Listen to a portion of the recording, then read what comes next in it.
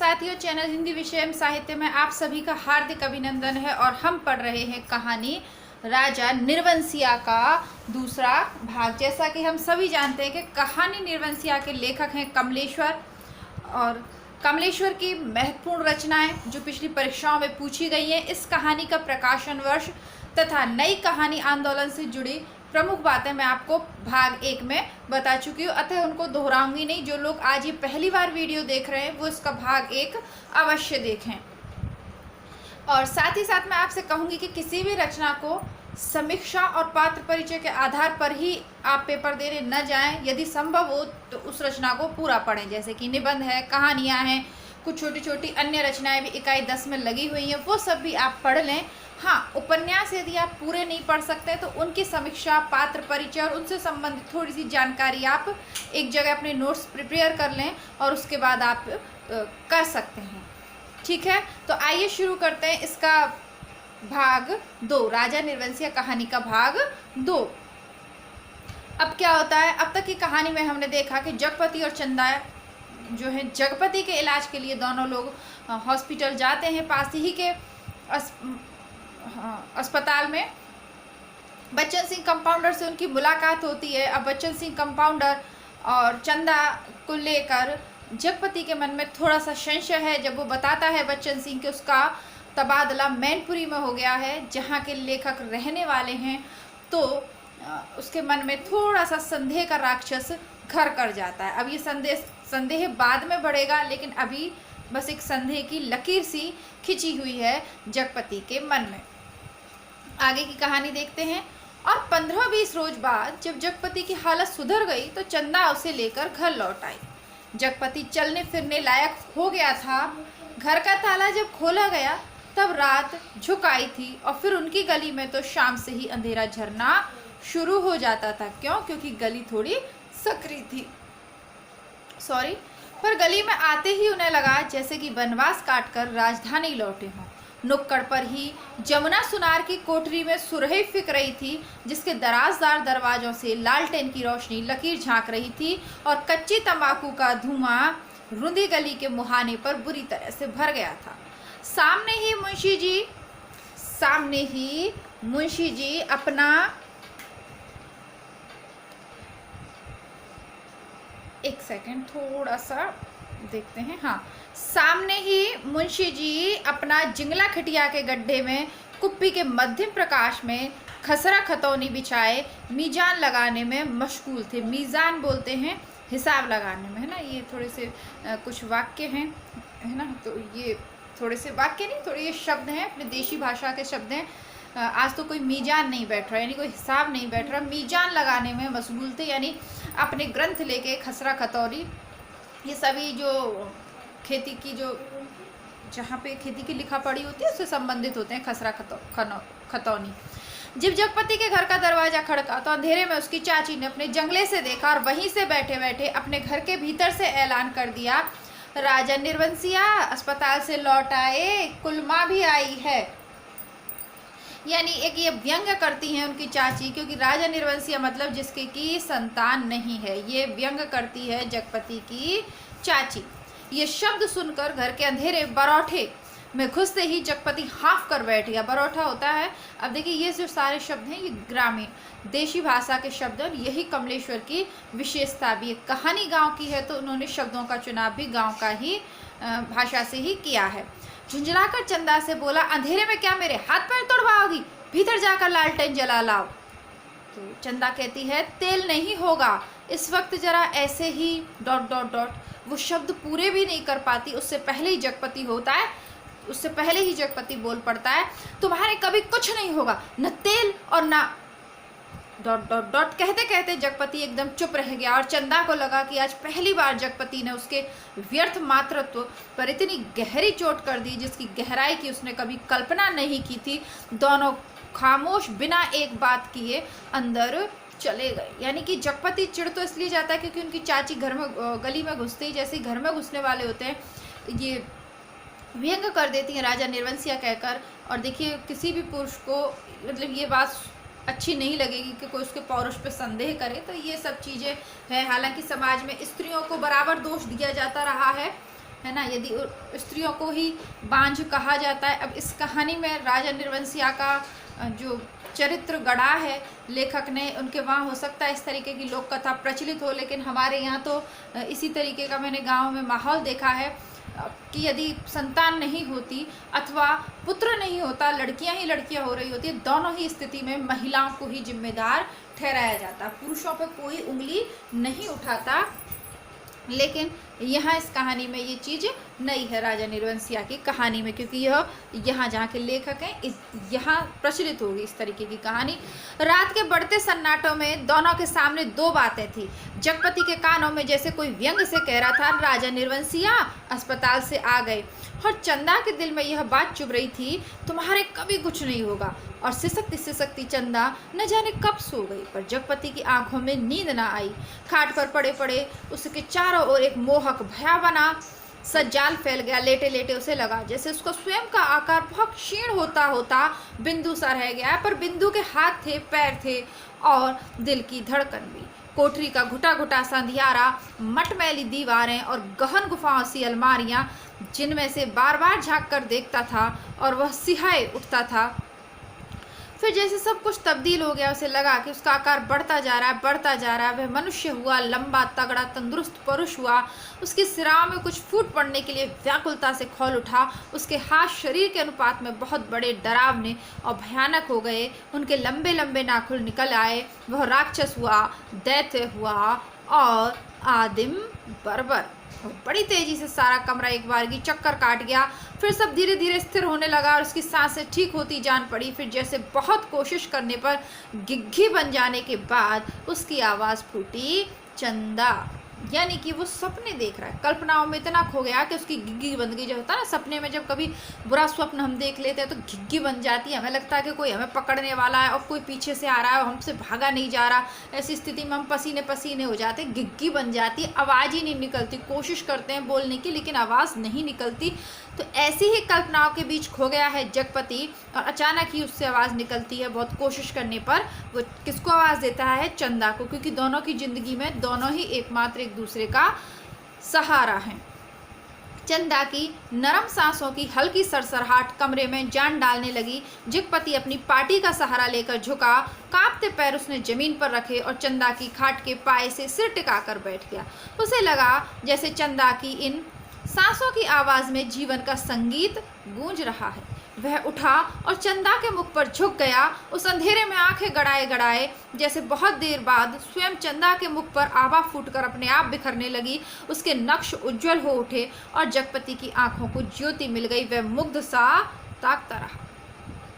चंदा के बिखरे बाल, जिनमें हाल के जन्मे बच्चे के गबुआरे बालों की सी महक, दूध की कंचाइंद, शरीर के रस की सी मीठास और स्नेही सी चिकनाहट, और वह माथा जिस पर बालों के पास तमाम छोटे छोटे नरम नरम से रोए रेशम से, उस पर कभी लगाई गई सेंदूर की बेंदी का हल्का मिटा हुआ सा आभास, नन्हे नन्हे निर्द्वंद सोए पलक और उनकी मासूम सी कांटों की तरह बरौनियाँ, और सांस में घुलकर आती हुई वह आत्मा की निष्कपट आवाज़ की लय, फूल की पंखुड़ी से पतले पतले होंठ, उन पर पड़ी अछूती रेखाएं जिनमें सिर्फ दुग्ध सी महक।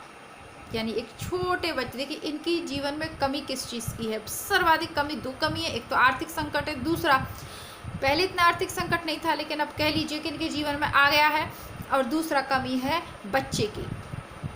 चंदा की कल्पना कैसे करा? जिसके जीवन में जो कमी होती है, जो खालीपन होता है, वो उसे भरने की कोशिश करता है। तो अब इनके जो चंदा का उसको जो रूप सौंदर्य भी दिखाई दे रहा है, उसको वो तुलना किससे करा? छोटे बच्चे के रूप सौंदर्य से। उसकी आंखों के सामने ममता सी छा गई, केवल ममता, और उसके मुख से अस्फुट शब्द निकल गया, बच्ची। यानी उसको अब चंदा पे, हालांकि उसने डांट दिया। होता यही है, जैसा मैंने आपको कहा कि इस कहानी को भी पढ़ाने का मेरा विशेष उद्देश्य था, क्योंकि अब इस समय थोड़ा आत्महत्याओं का एक सिलसिला सा ही चल निकला है। देखिए व्यक्ति पे असर किससे होता है? अब वो घर में प्रवेश करते हुए इतना चंदा उसकी सेवा करती है हॉस्पिटल में, लेकिन घर में आती उसकी चाची जो कमेंट कर देती हैं, उसका असर जगपति के चित्त पे पड़ता है। चंदा किससे परेशान रहती है? चंदा जगपति को बहुत प्यार करती है। जगपति के शब्द के कभी तुम्हारे कुछ नहीं होगा चंदा को अंदर से आहत कर देते हैं। ये छोटी छोटी चीज़ें हैं जिन्हें आप कहेंगे कि दो शब्द ही तो हैं। ये दो शब्द होते हैं जो व्यक्ति को जान देने पर मजबूर कर देते हैं। ये शब्द इतने बड़े हो जाते हैं कि आपके पूरे रिश्ते को ख़त्म कर देते हैं। और ये शब्द होते हैं जो आपको किसी से प्यार होने ही नहीं देते, प्यार होते हुए भी आप उस व्यक्ति से दूर हो जाते हो। कैसे, इसको आगे कहानी में देखेंगे। डरते डरते उसके बालों की एक लट को बड़े जतन से उसने हथेली पर रखा और उंगली से उस पर जैसे लकीरें खींचने लगा। उसे लगा जैसे कोई शिशु उसके अंक में आने के लिए छटपटाकर निराश होकर सो गया। उसने दोनों हथेलियों को पसार कर उसके सिर को अपनी सीमा में भर लेना चाहा कि कोई कठोर चीज़ उसकी अंगुलियों से टकराई, वह जैसे होश में आ गया। बड़े सहारा से उसने चंदा के सिर के नीचे टटोला। एक रूमाल में बंधा कुछ उसके हाथ में आ गया। अपने को संयत करता हुआ वहीं जमीन पर बैठ गया। उसी अंधेरे में उस रूमाल को खोला तो जैसे सांप सूंघ गया। चंदा के हाथों के दोनों सोने के कड़े उसमें लिपटे थे और तब उसके सामने सब सृष्टि धीरे धीरे टुकड़े टुकड़े होकर बिखरने लगी। ये कड़े तो चंदा बेचकर उसका इलाज कर रही थी, वे सब दवाइयाँ और ताकत के टॉनिक। उसने तो कहा था कि दवाइयाँ किसी की मेहरबानी नहीं है। मैंने हाथ के कड़े बेचने को दे दिए थे, पर उसका गला बुरी तरह सूख गया। जवान जैसे तालू से चिपक कर रह गई। यानी जगपति अब घबरा रहा है, थोड़ा सा अस्थिर स्थिति जगपति की हो रही है। उसने चाहा कि चंदा को झकझोर कर उठाए, पर शरीर की शक्ति बहुत सी गई थी, रक्त पानी हो गया था। थोड़ा संयत हुआ, उसने वे कड़े उसी रूमाल में लपेटकर उसी की खाट के कोने पर रख दी और बड़ी मुश्किल से अपनी खाट की पाटी पकड़कर लुढ़क गया। चंदा झूठ बोली, पर क्यों? कड़े आज तक छुपाए रही। उसने इतना बड़ा दुराव क्यों किया? आखिर क्यों? किस लिए? और जगपति का दिल भारी हो गया। उसे फिर लगा कि उसका शरीर सिमटता जा रहा और वह एक सीख का बना ढांचा रह गया, नितांत हल्का, तिनका सा, हवा में उड़कर भटकने वाले तिनका सा। अब देखिए, जगपति चंदा से नहीं पूछ रहा, लेकिन स्वयं मन में ही कल्पनाएं करके वह परेशान हो रहा है। ठीक है, जैसा कि मैंने कहा कि कहानी को परीक्षा की दृष्टि से तो हमें पढ़ना ही है कि कहीं बीच में से कोई कथन आ जाए, पूछ ले कि ये पंक्तियाँ किस कहानी से ली गई हैं।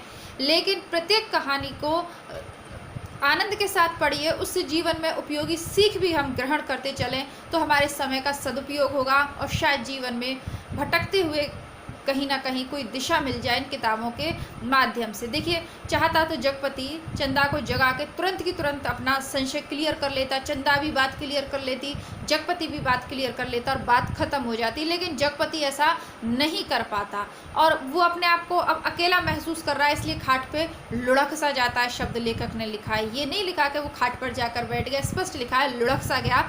व्यक्ति जब मन से कमज़ोर हो जाता तो शरीर भी उसका साथ नहीं देता। उस रात के बाद रोज जगपति सोचता रहा कि चंदा से कड़े मांगकर बेच ले और कोई छोटा मोटा कारोबार ही शुरू कर दे, क्योंकि नौकरी छूट चुकी थी।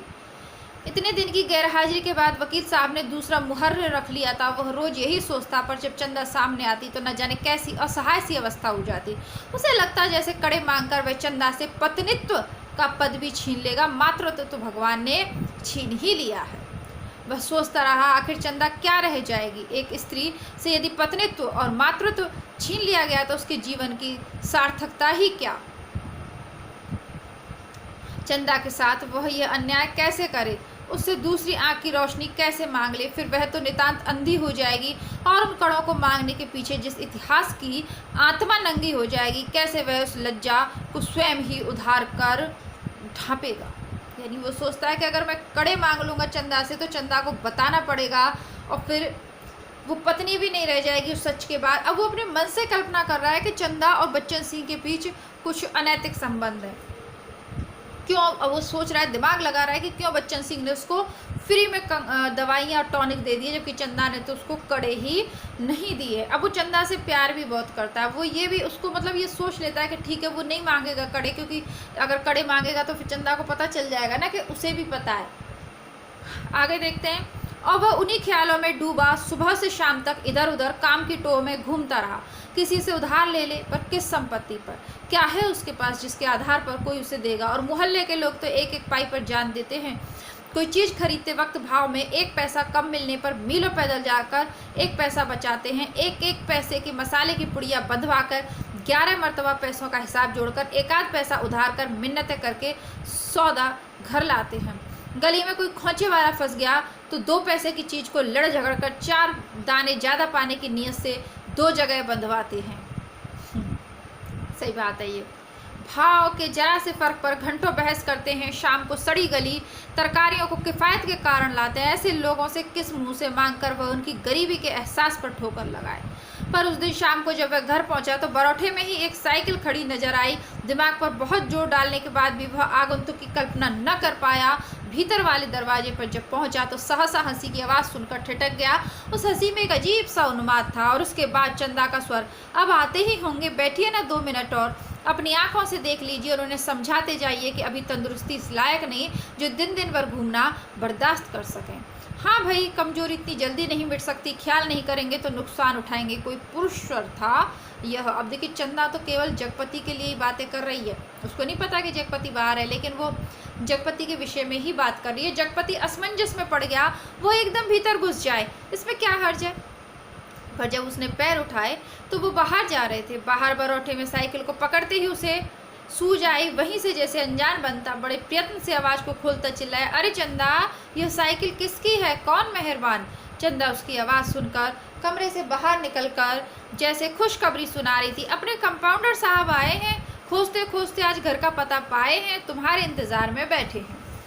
कौन, बच्चन सिंह, अच्छा अच्छा, वही तो मैं कहूँ, भला कौन, कहता जगपति पास पहुंचा और बातों में इस तरह उलझ गया जैसे सारी परिस्थिति उसने स्वीकार कर ली हो। बच्चन सिंह जब फिर आने की बात कहकर चला गया तो चंदा ने बहुत अपनेपन से जगपति के सामने बात शुरू की। जाने कैसे कैसे आदमी होते हैं। क्यों, क्या हो गया, कैसे होते हैं आदमी, जगपति ने पूछा। इतनी छोटी जान पहचान में तुम मर्दों के घर में न रहते घुसकर बैठ सकते हो, तुम तो उल्टे पैरों लौट जाओगे। चंदा कहकर जगपति के मुख पर कुछ इच्छित प्रतिक्रिया देख सकने के लिए गहरी निगाहों से ताकने लगी। जगपति ने चंदा की ओर ऐसे देखा जैसे यह बात भी कहने या पूछने की है। फिर बोला, बच्चन सिंह अपनी तरह का आदमी है, अपनी तरह का अकेला होगा। पर कहते कहते चंदा रुक गई। आड़े वक्त काम आने वाला आदमी है, लेकिन उससे फ़ायदा उठा सकना जितना आसान है उतना, मेरा मतलब है कि जिससे कुछ लिया जाएगा उसे दिया भी जाएगा। जगपति ने आंखें दीवार पर गड़ाते हुए कहा और चंदा उठकर चली गई। उस दिन के बाद बच्चन सिंह लगभग रोज ही आने जाने लगा। जगपति उसके साथ इधर उधर घूमता भी रहता। बच्चन सिंह के साथ वह जब तक रहता, अजीब सी घुटन उसके दिल को बांधे करती और तभी जीवन की तमाम विषमताएं भी उसकी निगाहों के सामने उभरने लगती। आखिर स्वयं वह एक आदमी है बेकार। वह माना कि उसके सामने पेट पालने की कोई बड़ी विकराल समस्या नहीं, वह भूखों नहीं मर रहा, जाड़े में कांप नहीं रहा है, पर उसके 2 हाथ पैर हैं, शरीर का पिंजरा है जो कुछ मांगता है, कुछ विस्मयबोधक शब्द है, विस्मयबोधक चिन्ह का प्रयोग किया। शरीर का पिंजरा है जो कुछ मांगता है, कुछ, और वह सोचता है कुछ क्या है, सुख, शायद हाँ, शायद नहीं।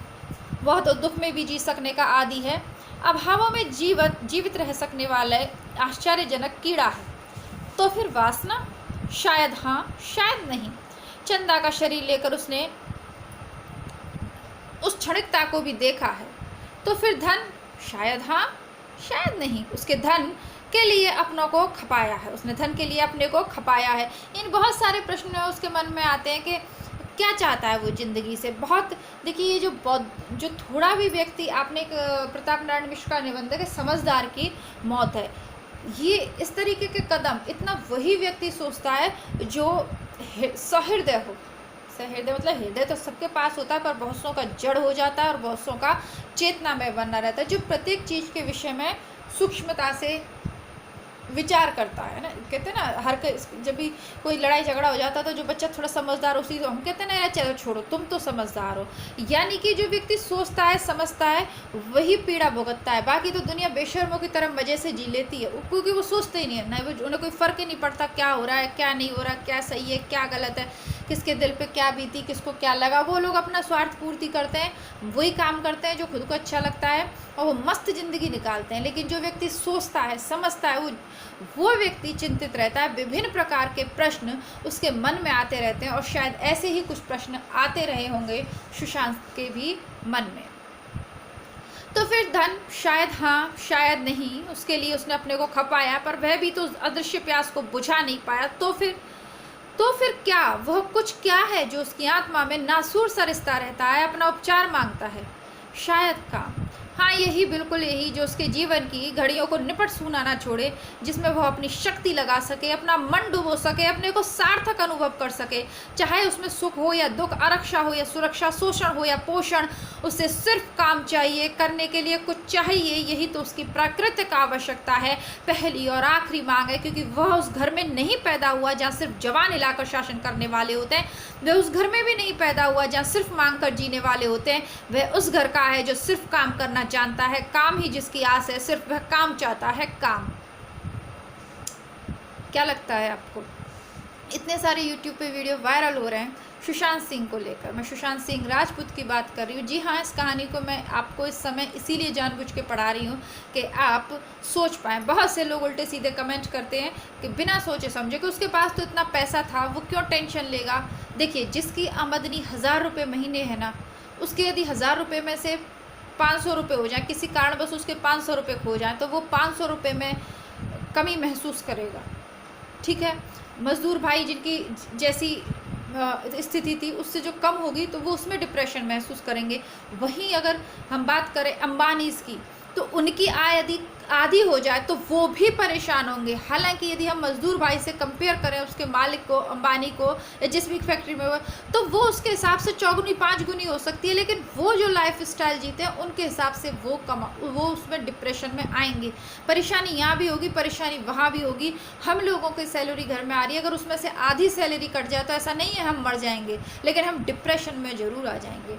तो कहने का शब्द मतलब ये है, जो मैं आपको समझाना चाह रही हूँ, इस कि जो जगपति है उसकी ज़िंदगी में खालीपन आ गया, काम नहीं है उसके पास। ऐसा नहीं है कि वो भूखों मर रहा है, तो वो काम नहीं है, इस कारण वो आराम से सोच पा रहा है, चीज़ों की गहराई में जा रहा है, उसके मन में विभिन्न प्रकार के विचार आ रहे हैं, ज़िंदगी को लेके बहुत सारी चीज़ें वो सोच रहा है। सेम जैसे सुशांत सिंह राजपूत थे, किसी कारणवश उनको काम मिलना बंद हो गया। बॉलीवुड ने मतलब बहुत सारी चीज़ें हैं, थ्योरीज आप लोग मुझसे ज़्यादा सुन रहे होंगे, पार्टियों में नहीं बुलाया जा रहा था, काम मिलना बंद हो गया, ये सब चीज़ों ने उन्हें परेशान किया अंदर से। ये लॉकडाउन नहीं होता, उनकी पिक्चरें आती रहती, शोषण पोषण, अच्छी बुरी रक्षा सुरक्षा, सुख दुख, जैसा कि इसमें लिखा हुआ कुछ भी होता, लेकिन यदि वो बंदा काम कर रहा होता तो ये अकेलापन, ये खालीपन उसको इतना नहीं मिलता, जहाँ वो बैठ के रिश्तों के बारे में गहराई से सोच पाए और ये सब चीज़ें सोच पाए। और यकीन मानिए, अगर रिश्तों में आप दिमाग लगा के जीते हैं ना, तो 2 दिन रिश्ते नहीं टिकेंगे।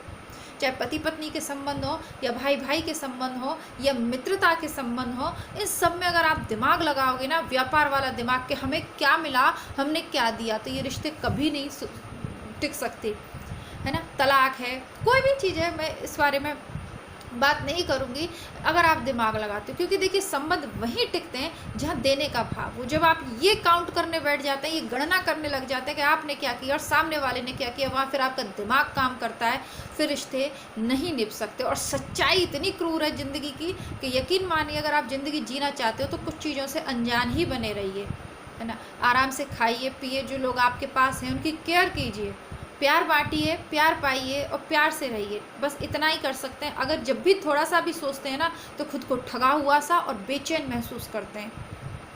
एक एग्ज़ाम फेल होने पर ज़िंदगी को छोड़ने की बात कर लेते हैं। मेडिकल के बहुत से स्टूडेंट्स की कोटा से इसी तरीके की दर्दनाक आत्महत्याओं की खबरें आती रहती हैं। बोर्ड के जब रिजल्ट्स आते हैं तो भी ऐसी खबरें आती ही रहती हैं। क्यों? क्योंकि वो थोड़ा ज़्यादा सोचने वाले स्टूडेंट है। जो मैंने कहा ना कि शर्मदार जो होगा, समझदार होगा, वो आत्महत्या करेगा। कोई बेवकूफ़ व्यक्ति या पागल व्यक्ति आत्महत्या कभी नहीं करेगा, क्योंकि उसको ज्ञान ही नहीं है चीज़ों का। मरेगा क्यों? वो मरेगा तो वही जो जिसे चीज़ें आहत कर पाएँ, है ना, मर्माहत जो शब्द यूज़ करते हैं हम, उसके वो जो स्थिति जिस व्यक्ति की होती है वो ही अंत में आत्महत्या करता है। वो एक अलग बात है कि कभी कभी क्रोध में भी व्यक्ति कर लेता है, लेकिन अब जैसे कि जगपति सोच रहा है, इसी क्रम में इसकी जो विचारों की श्रृंखला आगे बढ़ती जाती है। देखिए आगे क्या होता है। हर एक दिन उसकी काम धंधा की समस्या भी हल हो गई। तालाब वाले ऊंचे मैदान के दक्षिण और जगपति की लकड़ी की टाल और दक्षिण की ओर जगपति की लकड़ी की टाल खुल गई, बोर्ड तक टंग गया। टाल की जमीन पर लक्ष्मी पूजन भी हो गया और हवन भी हुआ। लकड़ी की को कोई कमी नहीं थी। गांव से आने वाली गाड़ियों को इस कारोबार में पैरे हुए आदमियों की मदद से मोल तोल करवा के यहाँ गिरवा दिया गया। गांठें एक और रखी गईं, चैलों का चट्टा करीने से लग गया और गुद्दे चीरने के लिए डाल दिए गए। 2-3 गाड़ियों का सौदा करके टाल चालू कर दी गई। भविष्य में स्वयं पेड़ खरीद कर काट आने का तय किया गया। बड़ी बड़ी स्कीमें बनी कि किस तरह जलाने की लकड़ी को बढ़ाते बढ़ाते एक दिन इमारती लकड़ी की कोठी बनेगी, चीरने की नई मशीन लगेगी। कारोबार बढ़ जाने पर बच्चन सिंह भी नौकरी छोड़कर उसी में लग जाएगा और उसने महसूस किया कि वह काम में लग गया है। अब 24 घंटे उसके सामने काम है, उसके समय का उपयोग है। दिन भर में वह 1 घंटे के लिए किसी का मित्र हो सकता है, कुछ देर के लिए वह पति हो सकता है, पर बाकी समय, दिन और रात के बाकी घंटे, उन घंटों के अभाव को सिर्फ उसका अपना काम ही बढ़ सकता है। और अब वह कामदार था। यानी जगपति ने अपनी एक लकड़ी की टाल शुरू कर दी और स्वयं को व्यस्त रख लिया, क्योंकि सही बात है, पति पत्नी के साथ कितनी देर बात करेगा, कुछ घंटे। किसी दोस्त के साथ कितनी देर काम करेगा, कुछ घंटे। लेकिन उसके बाद क्या, उसके बाद तो काम चाहिए ना। वह कामदार तो था, लेकिन जब टाल कि उस ऊंची जमीन पर पड़े छप्पर के नीचे तख्त पर वह गल्ला रखने बैठता, सामने लगे लकड़ियों के ढेर, कटे हुए पेड़ के तने, जड़ों को लुढ़का देखता, तो एक निरहता बरबस उसके दिल को बांधने लगती। उसे लगता एक व्यर्थ पिशाच का शरीर टुकड़े टुकड़े करके उसने सामने डाल दिया गया है। फिर वह इन पर कुल्हाड़ी चलेगी और इनके रेशे रेशे अलग हो जाएंगे, और तब इनकी ठठरियों को सुखाकर किसी पैसे वाले के हाथ तक पर तोलकर बेच दिया जाएगा। और तब उसकी निगाहें सामने खड़े ताड़ के पेड़ पर अटक जाती है, जिसके बड़े बड़े पत्तों पर सुर्ख गर्दन वाले गिद्ध पर फड़फड़ा कर देर तक खामोश बैठे रहते हैं। ताड़ का काला गडरेदार तना उसके सामने ठहरी हुई वायु की निस्सहाय कांपती भारहीन नीम की पत्तियां चकराती झड़ती रहती धूल भरी धरती पर। लकड़ी की गाड़ियों के पहियों की पड़ी हुई लीक धुंधली सी चमक उठती और बगल वाले मूंगफली वाले के पेंच की एक रस खरखराती आवाज़ कानों में भरने लगती। बगल वाली कच्ची पगडंडी से कोई गुजर कर टीले के ढलान से तालाब की नीचाई में उतर जाता, जिसके गंदले पानी में कूड़ा तैरता रहता और सूअर कीचड़ में मुंह डालकर उस कूड़े को रौंदते। दोपहर सिमटती और शाम की धुंध छाने लगती तो वह लालटेन जलाकर छप्पर के खंबे की कील में टांग देता, और उसके थोड़ी ही देर बाद अस्पताल वाली सड़क से बच्चन सिंह एक काले धब्बे की तरह आता दिखाई पड़ता। गहरे पड़ते अंधेरे में उसका आकार धीरे धीरे बढ़ता जाता, और जगपति के सामने जब वह आकर खड़ा होता तो वह उसे बहुत विशाल सा लगने लगता, जिसके सामने उसे अपना अस्तित्व डूबता महसूस होता। यानी पहले लेखक ने दृश्य उपस्थित किया है जो जगपति ने नया काम शुरू किया है उसका, और उसके बाद ये तुलना करिए बच्चन सिंह से कि बच्चन सिंह के सामने वो स्वयं को बहुत छोटा महसूस करता था। कारण कुछ नहीं है, कारण उसका चंदा और जब बच्चन सिंह को लेकर शक उसके मन में आ गया, बस वही है। एक आध बिक्री की बातें होती तब दोनों घर की ओर चल देते। घर पहुंचकर बच्चन सिंह कुछ देर जरूर रुकता, बैठता, इधर उधर की बातें करता। कभी मौका पड़ जाता तो जगपति और बच्चन सिंह की थाली भी साथ लग जाती। चंदा सामने बैठकर दोनों को खिलाती। अब देखिए बहुत इसमें, अब उसके घर लौटते समय थोड़ा सा सहयोग भी करता है उसके काम वाम लगवाने में बच्चन सिंह। अब है क्या, जब वो दोनों लौट रहे हैं तो उसके घर जरूर रुक जाता है बच्चन सिंह। अब जब रुक जाएगा तो खाने की भी पूछी जाएगी, है ना। और ये तो 1957 में लिखी हुई रचनाएं, उस समय तो भारतीयों की विशेषता थी ये। अब तो खैर नहीं कह सकते, लेकिन फिर पहले तो यही था कि अगर आप अपने परिवार में सिर्फ अपने लिए खाना बना रहे हो तो आप भाग्यवान नहीं हो। भाग्यवान उसे ही समझा जाता था जिसके घर में मेहमान आते रहे, जिसके घर में कोई ना कोई आता जाता रहे और केवल उसी के लिए थाली ना हो। इसी में जैसे नहीं है तो सुबह पहली रोटी गाय की, अंतिम रोटी कुत्ता की, तो ये सारी व्यवस्थाएं थी। यानी केवल अपने लिए बनाकर खाना मानव धर्म के विरुद्ध समझा जाता था पहले। अब इतनी साइंस तो किसी को पता नहीं थी, लेकिन यही समझा दिया जाता था कि नहीं, अकेले खाना नहीं है, कम से कम गाय और कुत्ता की तो निकाल ही दो अगर डेली अतिथि नहीं भी आता तो। और यही इसीलिए पुराने संस्कृतों में ये है कि अतिथि देवो भव की परंपरा थी। बच्चन सिंह बोलता जाता, क्या तरकारी बनी है, मसाला ऐसा पड़ा है कि उसकी भी बहार है और तरकारी का स्वाद भी ना मरा। होटलों में या तो मसाला ही मसाला रहेगा या सिर्फ तरकारी। वाह वाह क्या बात है अंदाज की। यानी कि बच्चन सिंह अपने उससे ही लगाया जा रहा है, इसमें चंदा की कोई गलती नहीं है, लेकिन क्या करें। और चंदा बीच बीच में टोक कर बोलती जाती, इन्हें तो जब तक दाल में प्याज का भुना घी ना मिले तब तक पेट ही नहीं भरता। यह सिरका अगर इन्हें मिल जाए तो समझो सब कुछ मिल गया। पहले मुझे सिरका ना जाने कैसा लगता था, पर अब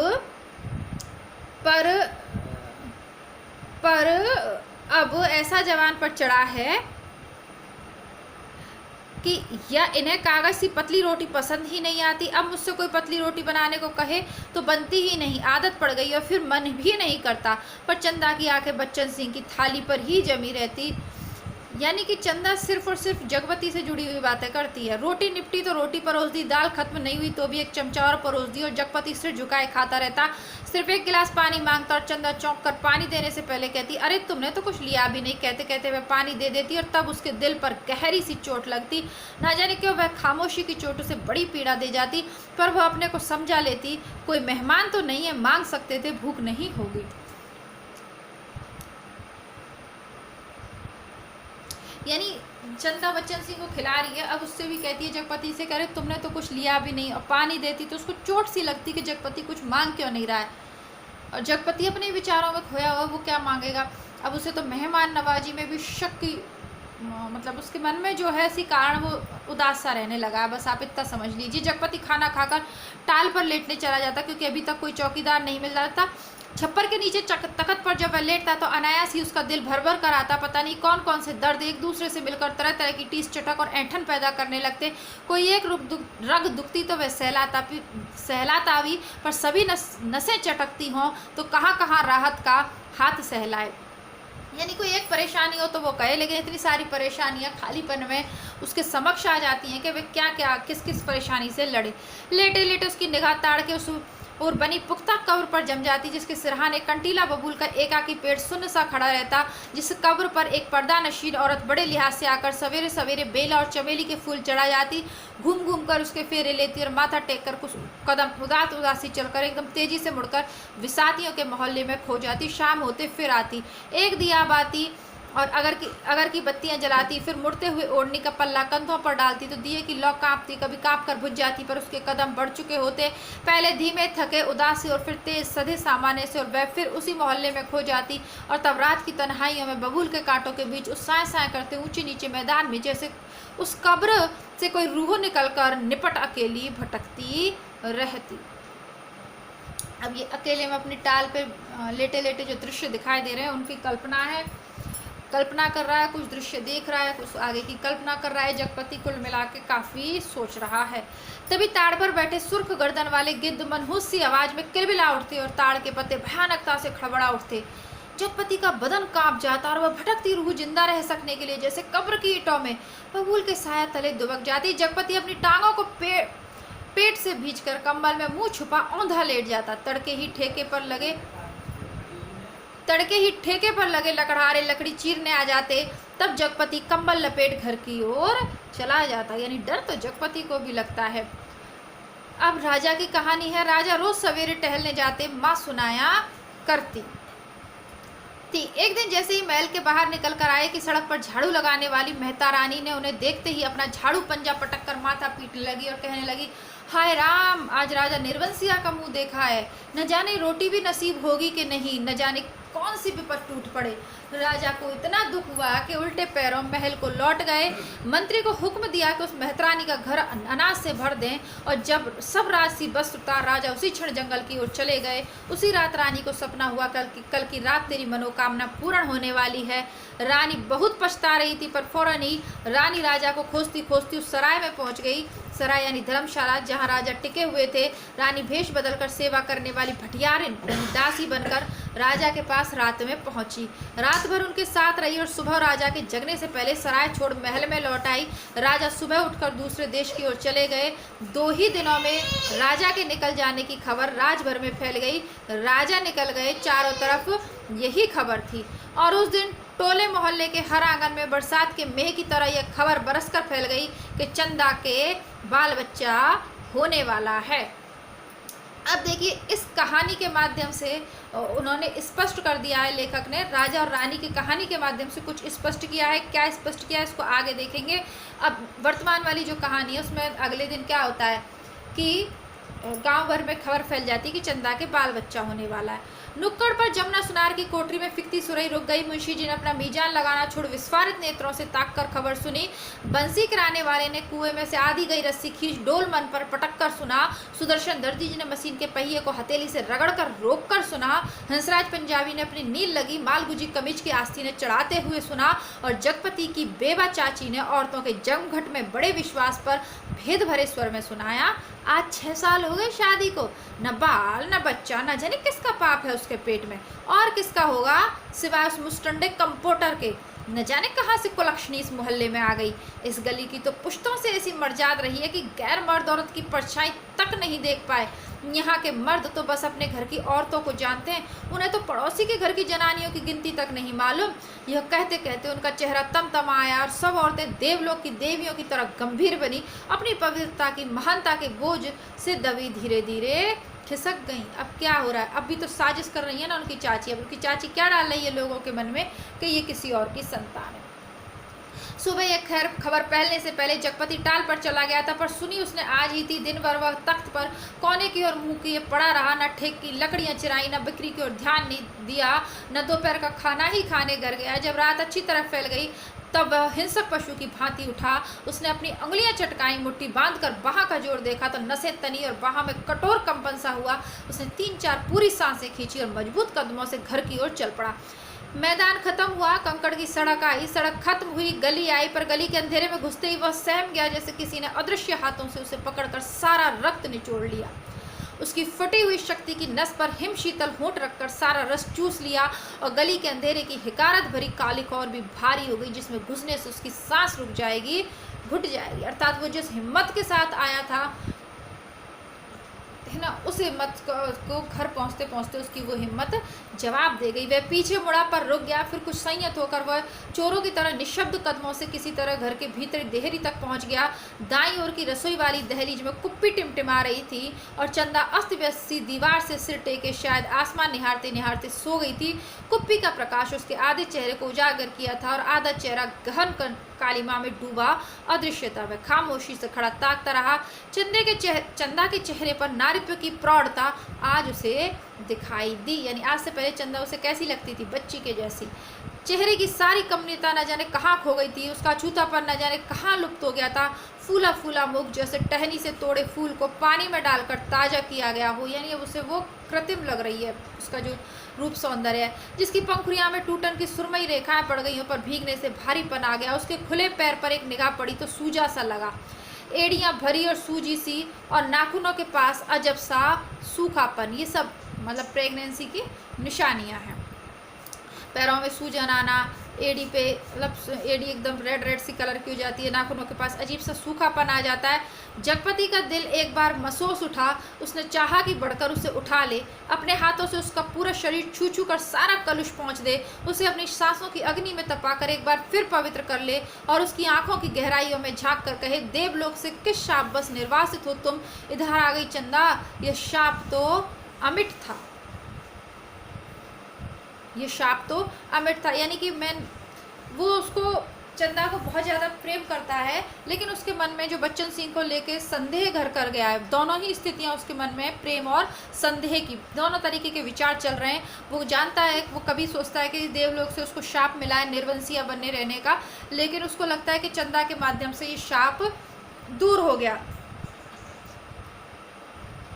तभी चंदा ने हड़बड़ाकर आंखें खोली। जगपति को सामने देख उसे लगा कि वह एकदम नंगी हो गई हो, अतिशय लज्जित हो। उसने अपने पैर समेट लिए, घुटनों से धोती नीचे सरकाई और बहुत संयत सी होकर उठी, रसोई के अंधेरे में खो गई।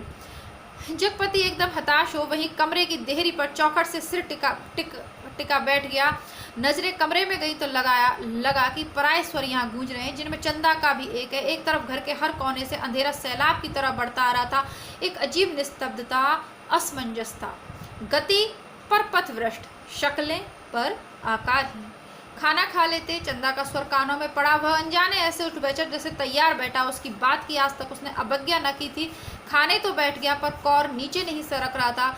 तभी चंदा ने बड़े सधे शब्दों में कहा, कल मैं गांव जाना चाहती हूँ। जैसे वह सूचना से परिचिता बोला, अच्छा। चंदा फिर बोली, मैंने बहुत पहले चिट्ठी लिख डाल दी थी, भैया कल लेने आ रहे हैं। तो ठीक है, जगपति वैसे ही डूबा डूबा बोला। चंदा का बाण टूट गया और वही घुटनों में मुंह दबाकर कातर सी फक कर रो पड़ी, न उठ सकी न हिल सकी। जगपति क्षण भर को विचलित हुआ, पर जैसे जम जाने के लिए उसके होठ फड़के और क्रोध की ज्वालामुखी को जबरन दबाते हुए भी वह फूट पड़ा, यह सब मुझे क्या दिखा रही है, बेशर्म बेगैरत। उस वक्त नहीं सोचा था जब मेरी लाश तले, तब की बात झूठ है। सिसकियों के बीच चंदा का स्वर फूटा, लेकिन जब तुमने मुझे बेच दिया। एक भरपूर हाथ चंदा की कनपटी पर आग सुलगता पड़ा और जगपति अपनी हथेली दूसरी से दबाता खाना छोड़ कोठरी में घुस गया। रात भर कुंडी चढ़ाए अपने कालिक में घुटता रहा। दूसरे दिन चंदा घर छोड़ अपने गांव चली गई। जगपति पूरा दिन और रात टाल पर ही काट देता, उसी वीराने में, तालाब के बगल, कब्र, बबूल और ताड़ के पड़ोस में। पर मन मुर्दा हो गया था। जबरदस्ती वह अपने को वहीं रोके रहता। उसका दिल होता कहीं निकल जाए, पर ऐसी कमजोरी उसके तन और मन में खोखला कर गई थी कि चाहने पर भी वह न जा पाता। हिकारत भरी नजरें सहता, पर वह वहीं पड़ा रहता। काफी दिनों बाद जब नहीं रहा गया तो एक दिन जगपति घर पर ताला लगा नजदीक के गांव में लकड़ी काटने चला गया। उसे लग रहा था कि वह पंगु हो गया है, बिल्कुल लंगड़ा, एक रेंगता कीड़ा जिसके न आंख है, न कान है, न मन है, न इच्छाएं हैं। वह उस बाग में पहुंच गया जहाँ खरीदे पेड़ कटने थे। दुआरे वालों ने पतले पेड़ के तने पर आरा रखा और कर कर की आवाज शोर शुरू हो गया। दूसरे पेड़ पर बनने और शकूरे की कुल्हाड़ी बज उठी और गांव से दूर उस बाग में एक लयपूर्ण शोर शुरू हो गया। जड़ पर कुल्हाड़ी पड़ती तो पूरा पेड़ थर्रा जाता। करीब देखिए, सब चीजें थोड़ा थोड़ा सा उसके प्रतीक के माध्यम है कि जड़ पे कुल्हाड़ी पड़ती तो पूरा पेड़ थर्रा जाता। ऐसा ही तो होता है कि व्यक्ति के जब अंतर मन पे चोट लगती है तो पूरा व्यक्ति जो है, पूरी व्यक्ति की जो शारीरिक बनावट हो, मानसिक हो, सारी चीजें हिल सा जाता है व्यक्ति एकदम से। करीब के खेत की मेड़ पर बैठे जगपति का शरीर भी जैसे कांप उठता। चंदा ने कहा था, लेकिन जब तुमने मुझे बेच दिया, क्या वह ठीक कहती थी? क्या बच्चन सिंह ने टाल के लिए जो रुपए दिए थे उसका ब्याज इधर चुकता हुआ? क्या सिर्फ वही रुपए आग बन गए जिसकी आंच में उसकी सहनशीलता, विश्वास और आदर्श मौम से पिघल गए? शकूरे बाग से लगे दड़े पर से किसी ने आवाज लगाई। शकूरे ने कुल्हाड़ी रोककर वहीं से हाक लगाई। कोने के खेत से लीक बनी है, जरा मेड़ मार कर नग्घा ला गाड़ी। जगपति का ध्यान भंग हुआ। उसने मुड़कर दड़े पर आंखें गड़ाई। 2 भैंसा गाड़ियां लकड़ी भरने के लिए आ पहुंची थी। शकूरे ने जगपति के पास आकर कहा, एक गाड़ी का भुर्त तो हो गया, बल्कि 1.5 का। इस पतरिया पेड़ को ना छांट दें। जगपति ने उस पेड़ की ओर देखा जिसे काटने के लिए शकूरे ने इशारा किया था। पेड़ की शाख हरी पत्तियों से लती थी। वह बोला, अरे ये तो हरा है, अभी इसे छोड़ दो। हरा होने से क्या उखड़ तो गया, न फूल का न फल का। अब कौन इसमें फल फूल आएंगे? 4 दिन में पत्ती झुर्रा जाएंगी। शकूरे ने पेड़ की ओर देखते हुए उस्तादी अंदाज में कहा, जैसा ठीक समझो तुम। जगपति ने कहा और उठकर मेड़ पक्के कुएं पर पानी पीने चला गया। दोपहर ढलते गाड़ियां भरकर तैयार हुई और शहर की ओर रवाना हुई। जगपति को उनके साथ आना पड़ा। गाड़ियां लकड़ी से लदी शहर की ओर चली जा रही थी और जगपति गर्दन झुकाए कच्ची सड़क की धूल में डूबा भारी कदमों से धीरे धीरे उन्हीं की बस्ती घंटियों के साथ निर्जीव सा बढ़ता जा रहा था। कई वर्ष बाद राजा जब परदेश से, अब ये राजा वाली कहानी आ गई, बहुत सा धन कमाकर गाड़ी में लाद कर अपने देश की ओर लौटे। माँ सुनाया करती थी, राजा की गाड़ी का पहिया महल के कुछ दूर पतेल की झाड़ी में उलझ गया। हर तरह की कोशिश की पर पहिया ना निकला। तब एक पंडित ने बताया कि सकट के दिन का जन्मा बच्चा अगर अपने घर की सुपारी लाकर इसमें छुआ दे तो पहिया निकल जाएगा। वहीं 2 बालक खेल रहे थे। उन्होंने यह सुना तो कूद कर पहुंचे और कहने लगे कि हमारी पैदाइश सकट की है, पर सुपारी तब लाएंगे जब तुम आधा धन देने का वादा करो। राजा ने बात मान ली। बालक दौड़े दौड़े घर गए, सुपारी लाकर छुआ दी, फिर घर का रास्ता बताते बताते आगे चले। आखिर गाड़ी महल के सामने उन्होंने रोक ली। यानी ये पौराणिक कथा है जिसमें सुपारी छुआ दी। ये सब बातें पुरानी राजा रानियों की कहानी में होती थी। राजा को बड़ा अचरज हुआ कि हमारे ही महल में ये 2 बालक कहाँ से आ गए। भीतर पहुंचे तो रानी खुशी से बेहाल हो गई। पर राजा ने पहले उन बालकों के बारे में पूछा तो रानी ने कहा, ये दोनों बालक उन्हीं के राजकुमार हैं। राजा को विश्वास नहीं हुआ, पर रानी बहुत दुखी हुई। गाड़ियां जब टाल पर आकर लगी और जगपति तख्त पर हाथ पैर ढीले करके बैठ गया तो पगडंडी से गुजरते मुंशी जी ने उसके पास आकर बताया, अभी उस दिन वसूली में तुम्हारी ससुराल के नज़दीक एक गाँव में जाना हुआ तो पता लगा कि 15-20 दिन हुए हैं चंदा को लड़का हुआ है। और फिर जैसे मोहल्ले में सुनी सुनाई बातों पर पर्दा डालते हुए बोले, भगवान के राज में देर है अंधेर नहीं जगपति भैया। जगपति ने सुना तो पहले उसने गहरी नज़रों से मुंशी जी को ताका, पर वह उनके तीर का निशाना ठीक नहीं खोज पाया। पर सब कुछ सहन करते हुए बोला, देर और अंधेर दोनों है। अंधेर तो सरासर है, तिरिया चरित्र है, सब बड़े बड़े हार गए हैं। कहते कहते मुंशी जी रुक गए, पर कुछ इस तरह जैसे कोई बड़ी भेद भरी बात है जिसे उनकी गोल होती हुई आंखें समझा देंगी। जगपति मुंशी जी की तरफ ताकता रह गया। मिनट भर में मनहूस सा मौन छाया रहा। फिर तोड़ते हुए मुंशी जी बड़ी दर्द भरी आवाज़ में बोले, सुन तो लिया होगा तुमने। क्या कहने को जगपति कह गया, पर उसे लगा कि अभी मुंशी जी उस गांव में फैली बातों को ही बड़ी बेदर्दी से कह डालेंगे। उसने नाहक पूछा।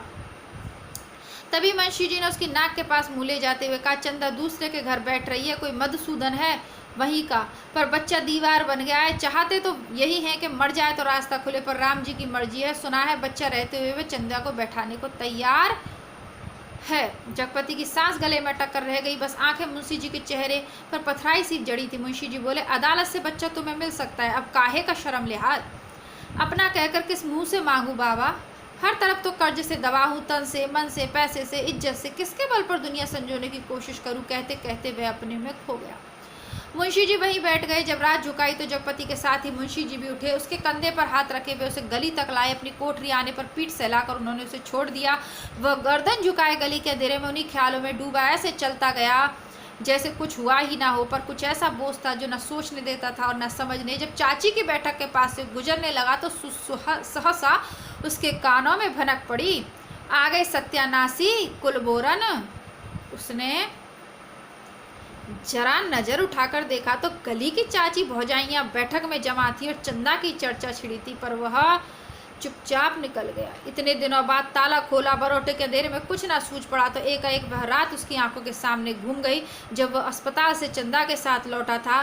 बेवा चाची का वह जहर बुझा तीर आ गए राजा निर्वंशी अस्पताल से, और आज सत्यानाशी कुलबोरन, और स्वयं उसका वह वाक्य जो चंदा को छेद गया था, तुम्हारे कुछ ना होगा, और उस रात की शिशु चंदा। अब उसको वो बात याद आ जाती है, उसने चंदा पर क्या कमेंट किया था कि तुम्हारे कभी कुछ नहीं होगा, जब वो अस्पताल से लौट आया था। लेकिन अब उसको अपनी कई बात याद आ रही है कि चंदा के तो हो गया, इसका मतलब चंदा तो बांझ नहीं है ना। उसने बेगुनाह की चंदा पर ये आरोप लगाया। उस दिन उसकी चाची उसको क्या कह रही थी, राजा निर्वंशी, और आज क्या कह रही है, सत्यानाशी कुलबोरन, अर्थात तुम कैसे हो, कुल को डुबो देने वाले हो।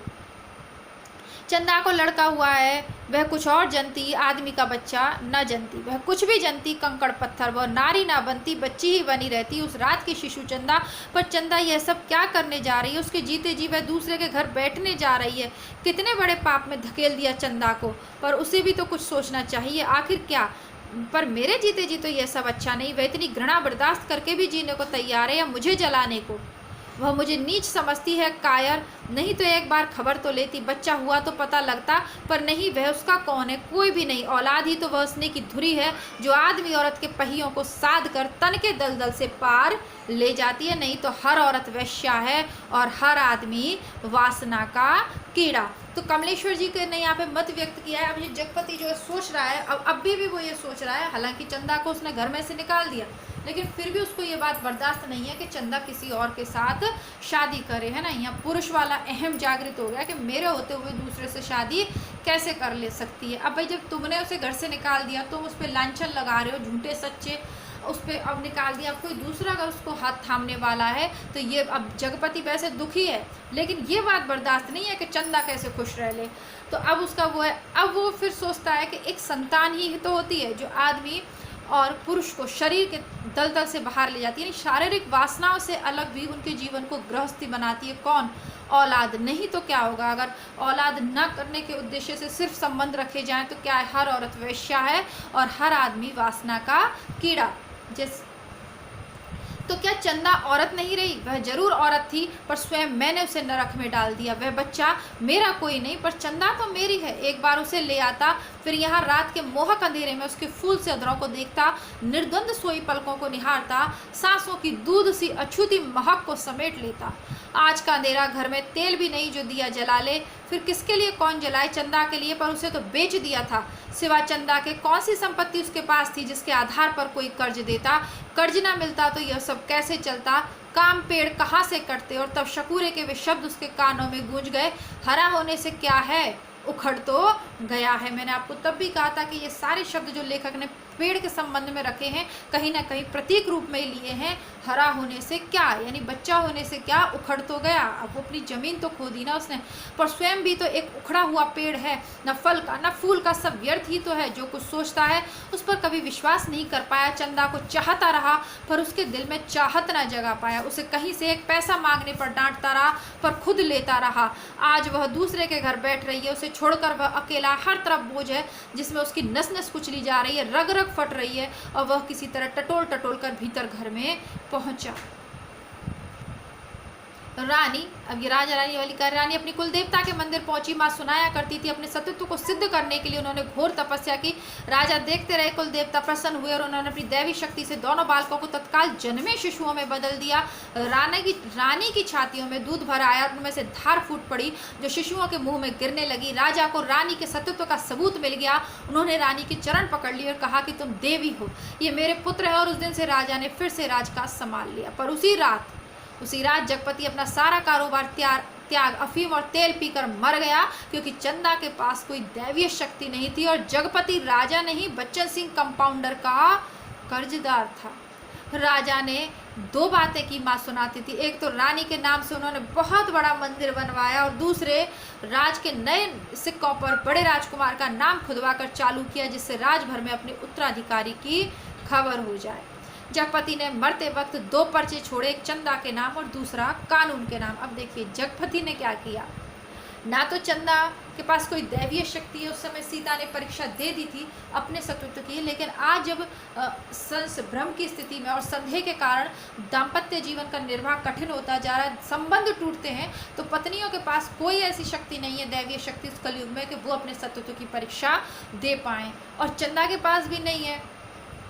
अब जगपति राजा नहीं है बल्कि बच्चन सिंह कंपाउंडर का कर्जदार था, यानी बच्चन सिंह कंपाउंडर से पैसे लिए जगपति ने टाल शुरू करने के लिए, क्योंकि वो उस दिन बहुत परेशान था। जब हमने कहानी में वैसे पढ़ा कि उसे काम चाहिए था, उस काम को शुरू करने के लिए उसे लगा सारी परेशानियों का इंतकाम है, वो जगपति का कर्जदार बन गया, क्योंकि उसके पास बेचने को कुछ था ही नहीं जिसके आधार पर उसे कोई कर्ज दे दे, और उसने एक तरीके से चंदा का सौदा किया। और ये बात जब चंदा ने उस दिन कह दी, पहले कहता है कि मेरे लाश तले तुम ये सब काम करती रही जगपति के साथ, और चंदा वहाँ विरोध करती है कि उस समय तो बिल्कुल भी नहीं, यानी अस्पताल से जब तक वो घर आए ऐसा कुछ भी नहीं था, लेकिन अपनी टाल खोलने के लिए जगपति बच्चन सिंह के आगे झुक गया।